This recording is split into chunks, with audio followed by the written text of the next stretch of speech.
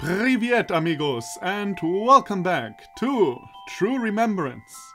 So I'm all happy, cheery and shit, but that actually doesn't fit the tone one bit, because we're here with probably very depressed La, and her caretaker, I guess. Is that a good word? Caretaker? Yeah, I guess. Fits. Black Iris.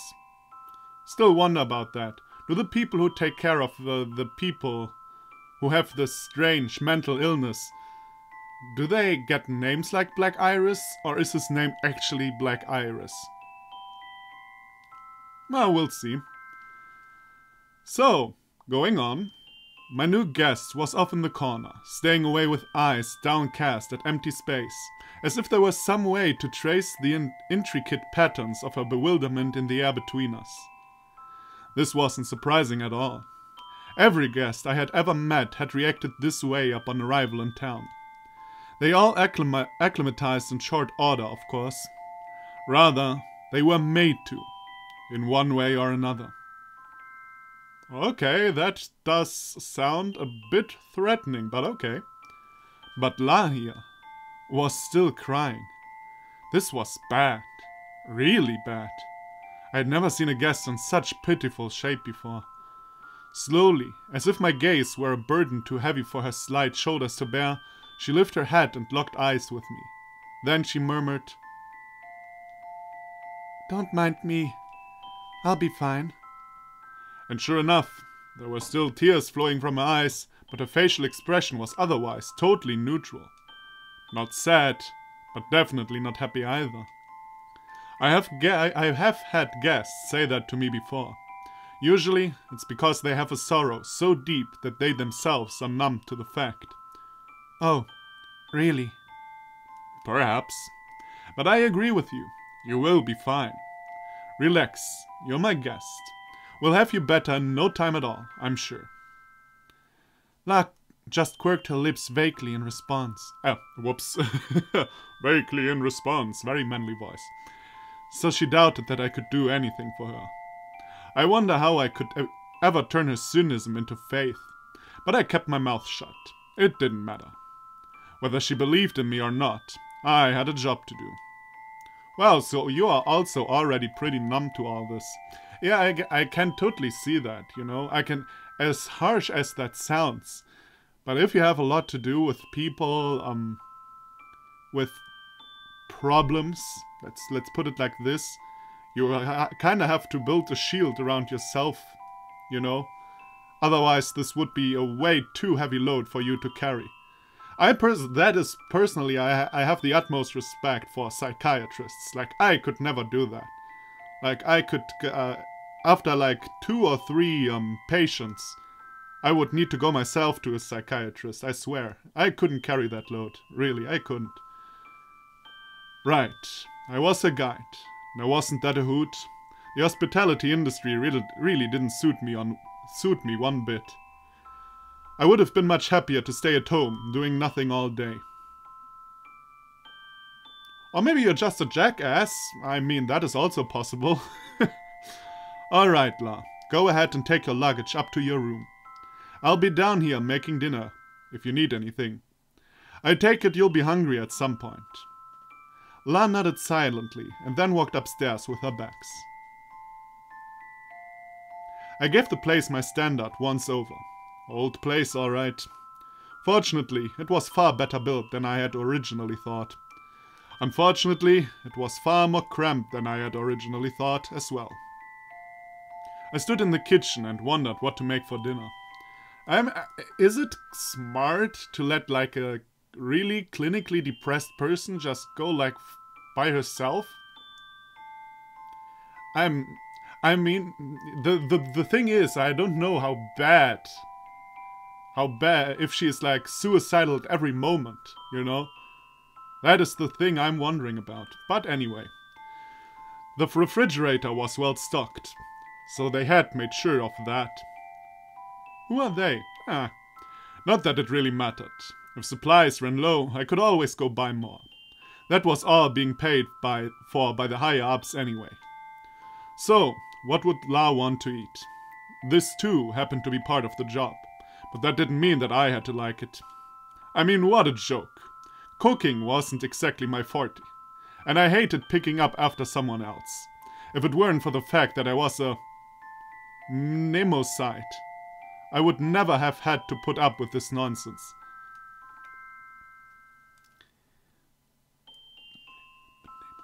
I don't want to...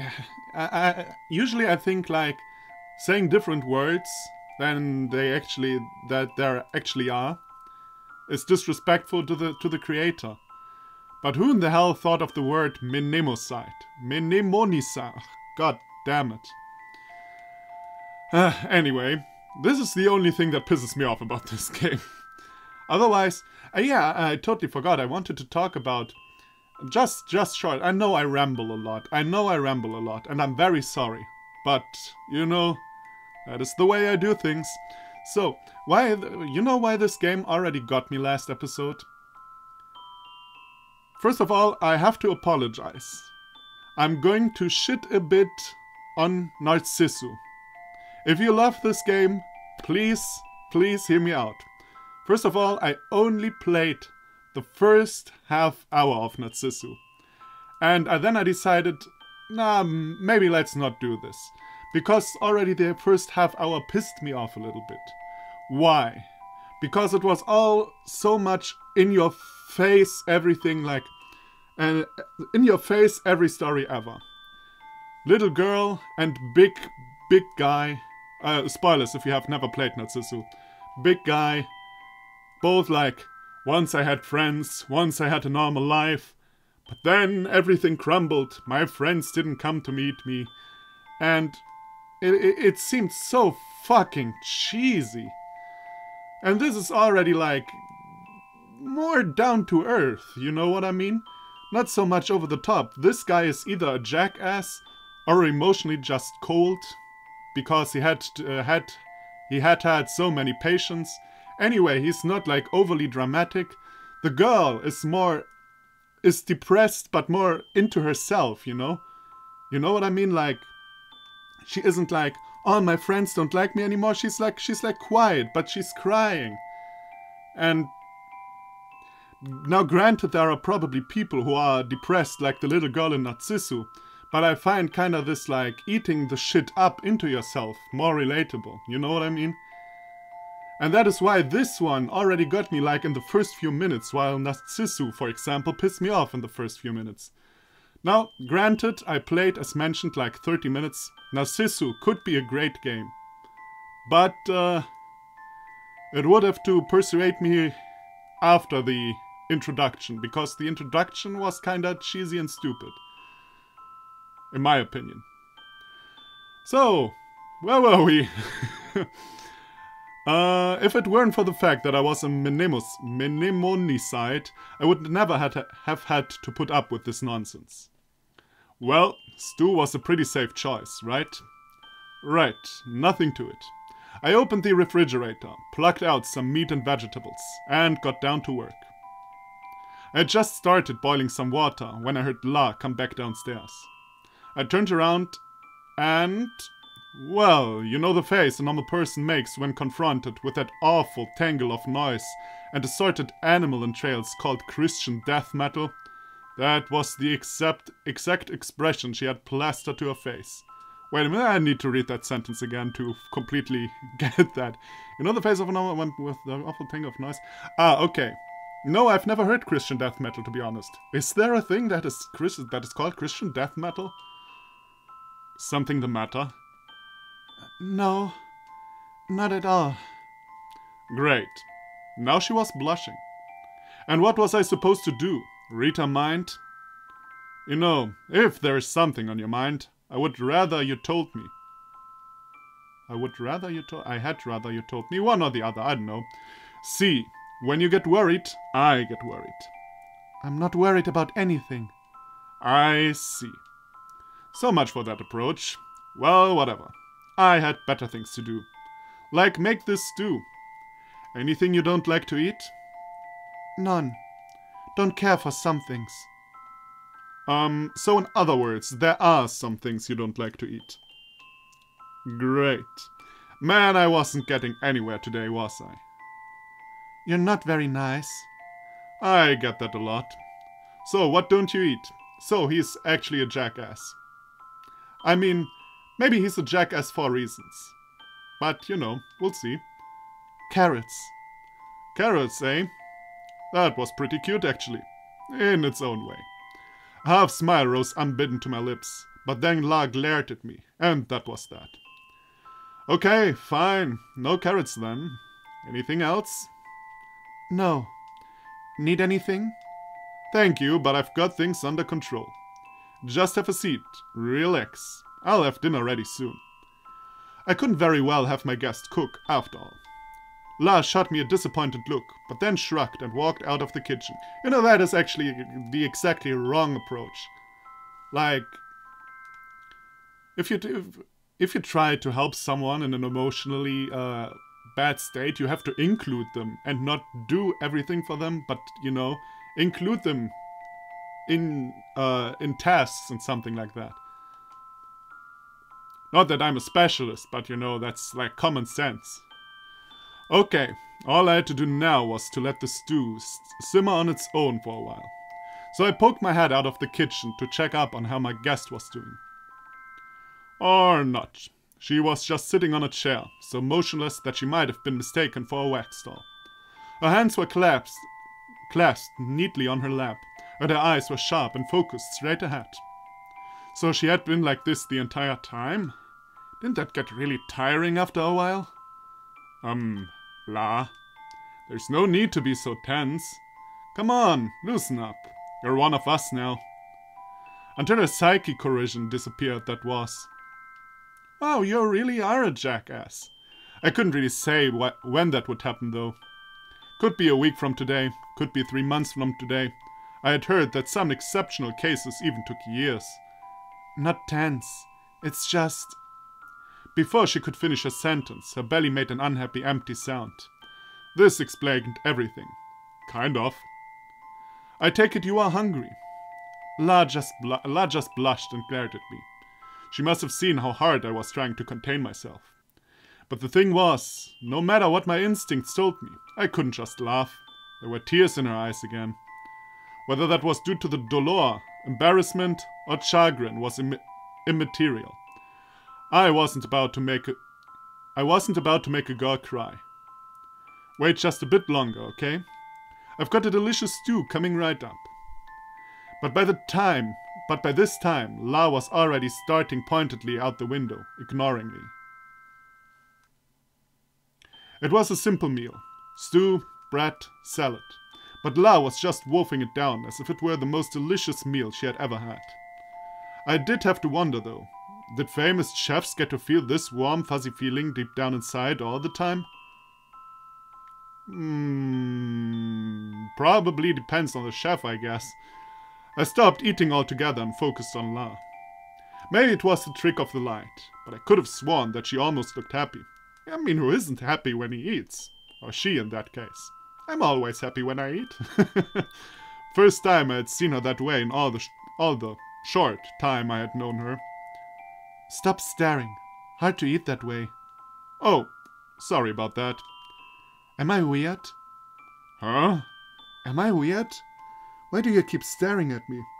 Oh, no, you're not strange. I just kind of spaced out, that's all. Bad habit of mine. You certainly do eat a lot, that's all. Oops. I just told the girl that she ate a lot. How was I going to get out of this one? Nothing wrong with that at all, in fact, makes me happy. I think he's happy that she eats to her full will or something. Right. Real smooth. But La just nodded warmly and smiled. I felt a rush of relief and suspicion all at once. I was bad enough at social interactions as it was, but girls were headaches of a totally different magnitude. I wonder, it was explained in the first part that he, was specially selected for that job. Now maybe I have forgotten, or maybe I just did not understand, but why the hell was he chosen? What was special about him? And this one, yeah. By the end of dinner, La had just about lost her air of bewilderment. although I couldn't tell whether that was for real or just another brave front. Not that that I was in much better shape. While I was pretty used to this job by now, the first couple of days with a new guest were always a delicate phase. Best to end the day early and get a good night's sleep, so we would both be bright-eyed and bushy-tailed come the morrow. La, I'll be doing dishes down here, so why don't you go ahead and take a shower and go to bed? There should be a bathroom at the end of the corridor. I stared to stand, but La just sat there and stared at me, as if there was something she wanted to say, but couldn't quite articulate. Oh, alright. You have my word that I won't peep, so go ahead. Really? Does he need to say that? I'm not worried about that. It's the room. The room? There's only one bed. Oh. So this must have been why she was so uptight before dinner. Totally understandable, although that didn't stop me from sighing. I mean, alright, now what?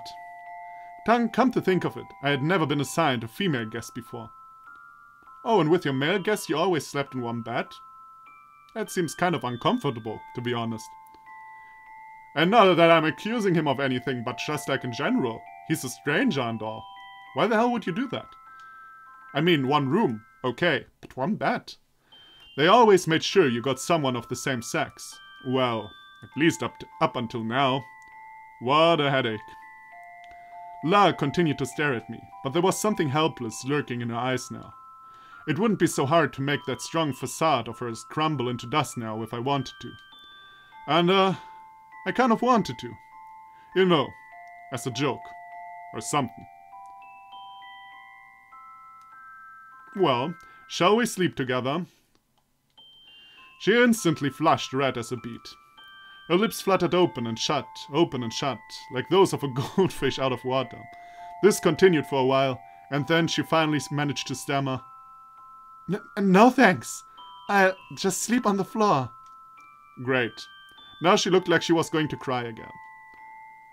That was a joke. There's a sofa in the living room, so I'll just sleep there. You go ahead and take the bed. After all, I wasn't about to make her sleep on the floor. The sofa looked nice and comfy, and it wasn't as if I particularly cared.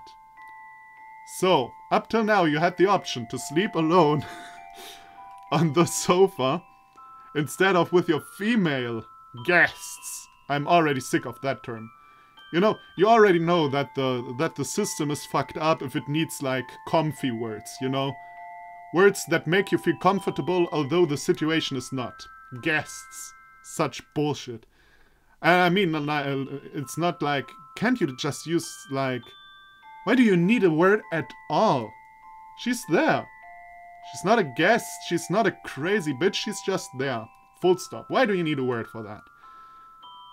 Anyway. So, up till now, he slept with his male guests, although there was a sofa. Okay, as mentioned, I don't want to accuse Black Iris here of anything. But this seems kinda weird.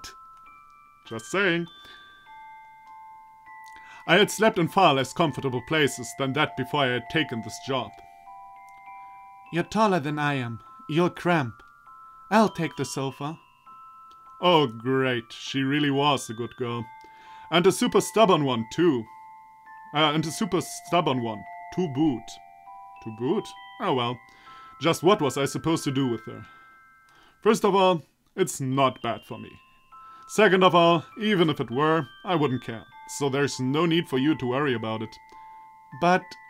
what? Are we going to sleep together after all? On the sofa? I have no objections if that is what you want. She flushed red as a beet again. Nothing to it. All I had to do was to play this out, and she... Goddammit, what is with me today reading? Not my strong side today. Always good in a visual novel. And she would have to yield. Okay, that makes sense. At least that is what I thought. Until she just sort of quietly nodded, that is. I wasn't prepared for this, to be honest, me neither. Ow. La. You don't just say okay to something like this. What are you going to do if I try something? And what are you going to do? Rape me? No. But that's not the point. What if someone saw us, got the wrong idea or something? Imagine the rumors. I was sounding like some kind of preachy old man now. So this is what I had been reduced to. Just wonderful. What the hell was wrong with me today? You won't do anything to hurt me. I trust you. She what? Yeah, I'm as confused as you, man. You're basically...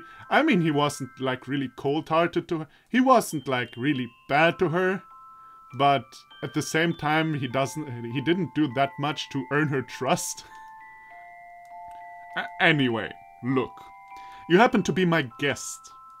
So you take the bat, and I'll take the sofa. That is the rule. And so long as we're here, we can't break it.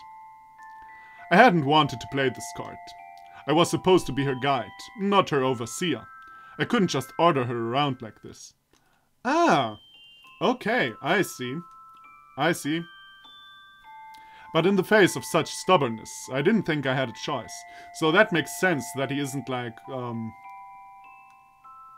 all the time behind her to see what she does, and so he's just there to humbly guide her. Okay. I see. She looked at me as if she wanted to make an objection, but then she slowly nodded. She stood up without a word after that, and began walking toward the bathroom. Oh, man. Now I was all worn out. I had almost finished washing the dishes when La suddenly reappeared in the kitchen. She had apparently been there for a while, watching me quietly, but it wasn't until I caught the faint and intoxicating smell of floral shampoo wafting from her just washed hair that I became aware of her presence. Yes? No, it's nothing. Good night, Black Iris. There was the gentlest hint of a smile on her face as she turned heel and walked out of the kitchen. But to be honest, this is not really like a gentle hint, this is like a relatively normal smile. Okay, from an artist standpoint, and I'm no artist, but I love to critique stuff I have no knowledge about. You may or may not have realized that. She has like a very... it's an honest smile, I'd say, but at the same time there's... and even a bit motherly, you know, with the eyes being a little bit closed, you know what I mean? Like the eyelids going a little bit down. At the same time there is a bit melancholy to this view, or to the smile. There we go, to the smile. So, actually pretty complex for such a, I don't want to say undetailed, but for such an undetailed face. And that was not meant in a bad way, undetailed. You know what I mean. I stood still and listened for a long time after that, until I was sure that she had tucked herself in and gone to sleep. What a strange girl. Strange, but not bad at all. Every time I thought of what a pain tomorrow was going to be, that bashful good night kept popping into my head. In the end, I couldn't help but to smile. So she had left me with no choice but to do well for her sake. Again. Question. Why again? Is this a good point to stop? This is a good point to stop now, isn't it? Wow! I'm like actually making stops that make sense. Usually I just stop random, but this time I'm like always stopping at a point that makes sense. What's up with me? Which drugs did they feed me? Which aliens abducted me? Anyway. So, interesting. Very, very interesting. Gotta say, very interesting. I love this already. I love this already. I know I'm repeating myself, but someone has to say it. And of course, now I have stated in the beginning, or relatively in the beginning, that I kinda didn't like the beginning of Narcissu because you could already see where this is going and the characters you had already seen 1,000 times. And to be fair, you can see this here too. Like, it's the typical story that with the little person that needs help from a big person, and the big person will grow by helping the little person, and the little person will help the big person grow, you know? So child and adult, or more or less adult, growing up together, more or less. But it is well executed. I think that is the difference. Like in Narcissu, even though, again, spoilers if you have never played Narcissu. Like in Narcissu, everything seemed so whiny. And I mean, I know that in Narcissu, like, heavy stuff already happens in the beginning, but everything seemed so fake, so over the top. You know? This seems way more real. This seems so real. And I can't, like, pin it to the ground exactly what it is. It's probably somewhere in the writing, but this seems just so real. It's great. It's great. So I hope you think so too and come back for the next episode. I thank you very much for watching, and I'll see you then. Bye bye.